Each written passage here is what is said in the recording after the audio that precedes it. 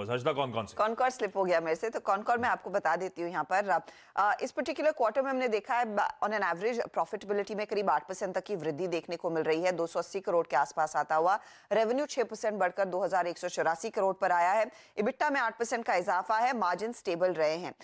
लेकिन आप देखिए बिजनेस कहाँ पर ग्रो हो रहा है। डोमेस्टिक बिजनेस में सबसे ज्यादा ग्रोथ है, 13.5% तक की।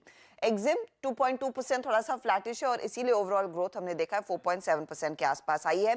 ग्लैंड फार्मा पर धुलाई हो सकती है आज, बहुत ही खराब नतीजे। मुनाफा 72% घटा है, 79 करोड़ पर आ गया। रेवेन्यू में लगभग 28-29% की गिरावट देखने को मिल रही है।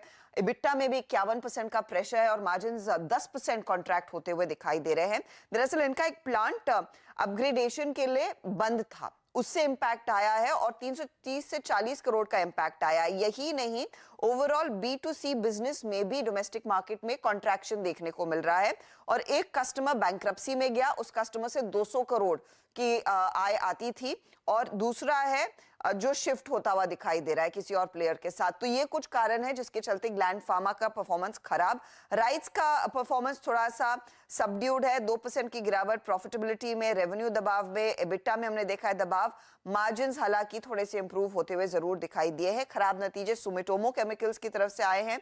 नेट प्रॉफिट, रेवेन्यू, एबिटा सब में प्रेशर देखने को मिला है, और सुमिटोमो के मार्जिन्स भी हमने देखा है काफी कॉन्ट्रैक्ट हुए हैं। किम्स के नतीजे अच्छे हैं, वो स्टॉक रेडार पर रहेगा। रेवेन्यू 55% बढ़ा, प्रॉफिट आया 93 करोड़ पर, और जीआर इंफ्रा प्रोजेक्ट्स का भी परफॉर्मेंस अच्छा है, मुनाफे में 41% तक की ग्रोथ देखने को मिली थी। ये स्टॉक्स जिनमें आज खबरें और ऑफ कोर्स रिजल्ट है। सावंत साहब, आज का दिन समेटूं, इस शो को समेटूं, उससे पहले दो स्टॉक्स कल जो नंबर्स आए थे, आईटीसी और एसबीआई, वो वाव फैक्टर मिसिंग था। एक कल चर्चा, अभी सुबह चर्चा भी हो रही थी, कैसे प्लेस ने दोनों क्विकली? जी आशीष जी, एसबीआई तो कल जब 485 चल रहा था तभी शो पे मैंने एक राय दी थी, अगर ये